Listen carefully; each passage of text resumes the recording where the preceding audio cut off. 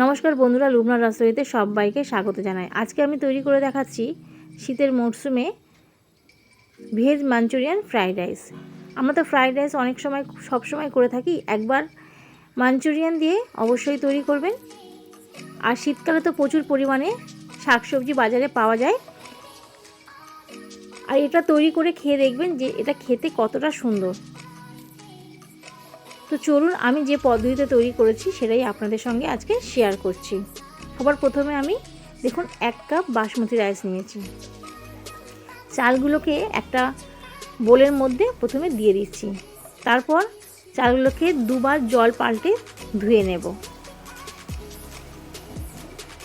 দুবার ভালো করে চালগুলোকে ধুয়ে নেওয়ার পর আধা ঘন্টার জন্য অল্প জল দিয়ে চালগুলোকে ভিজিয়ে রেখে দেব।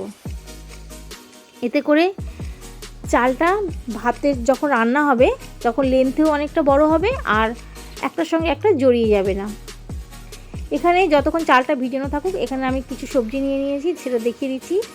সমস্ত সবজির পরিমাণ আমি সমান নিয়েছি। বাঁধাকপি ছোটো করে কাটা আছে, ক্যাপসিকাম কাটা আছে 1 কাপ, গাজর কুচি আছে, বিনস নিয়েছি, আদা রসুনের কুচি করে নিয়েছি, কাঁচা লঙ্কা আছে, আর নিয়েছি পেঁয়াজ পাতা, সবুজ আর সাদা অংশ দুটোই।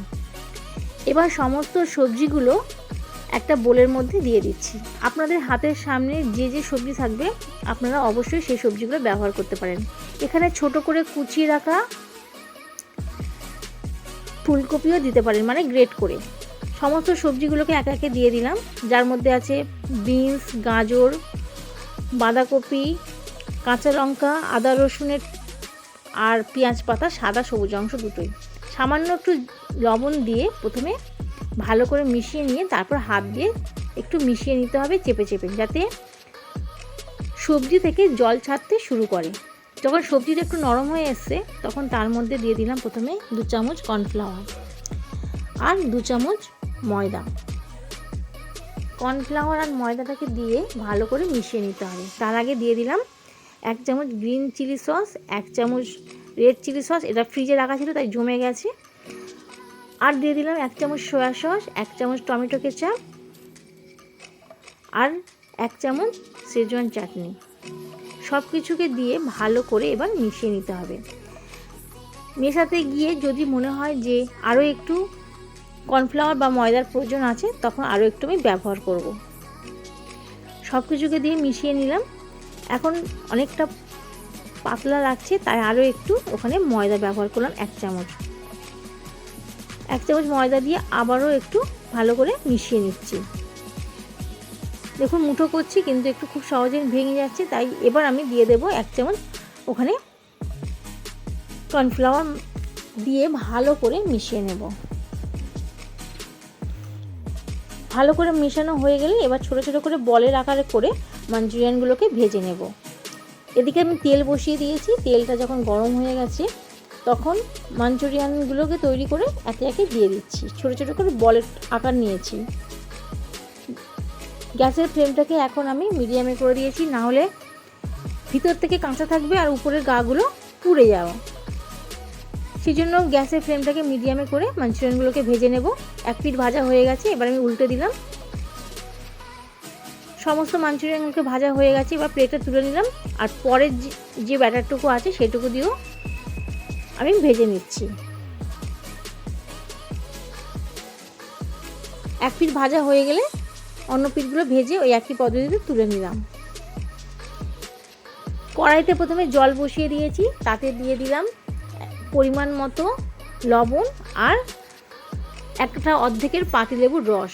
পাতিলেবুর রস আর লবণটা দিয়ে ভালো করে জলের সাথে মিশিয়ে নিয়েছি। তারপর ভিজিয়ে রাখা চালগুলোকে দিয়ে দিলাম।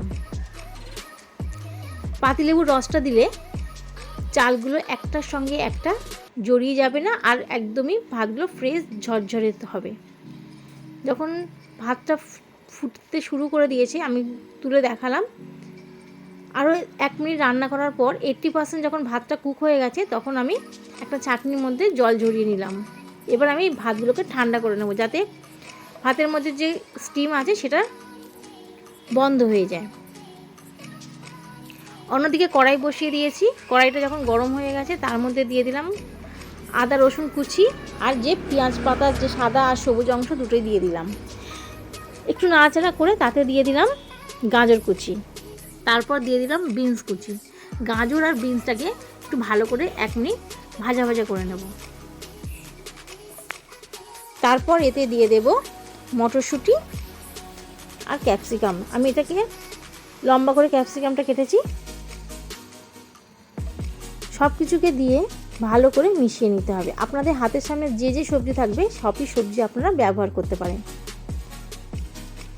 এবার আমি এক এক সস দিয়ে দেব। যেহেতু এখানে আমি মাঞ্চুরিয়ান গ্রেভি বানাচ্ছি, সেজন্য সবার প্রথমে দিয়ে দিলাম 1 চামচ সয়া সস, 2 চামচ রেড চিলি সস, 2 চামচ গ্রিন চিলি সস, আর 1 চামচ দিয়ে দিলাম টমেটো কেচাপ, আর 1 চামচ শেজওয়ান চাটনি।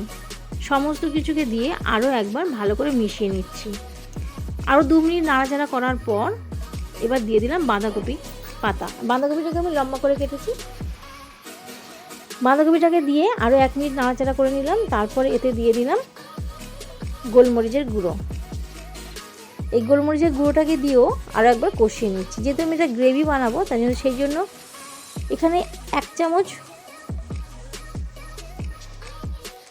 কর্নফ্লাওয়ারের সাথে সামান্য একটু জল মিশিয়ে গ্রেভির মধ্যে দিয়ে দিলাম। আর যখন একটু যাতে গ্রেভিটা ঠিক হয়ে যায়, যখন ঠিক হয়ে গেছে তখন আমি দিয়ে দিলাম মাঞ্চুরিয়ানগুলো, দিয়ে ভালো করে মিশিয়ে নিতে হবে। খুব আলতো হাতে মিশাতে হবে যাতে ভেঙে না যায়।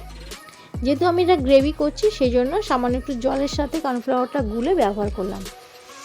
এবার আমি তৈরি করে রাখা ভাতগুলোকে দিয়ে দিলাম। দেখুন ভাতগুলো কতটা ঝরঝরে হয়েছে আর কতটা ফ্রেশ। সব কিছুকে দিয়ে ভালো করে মিশিয়ে নিতে হবে।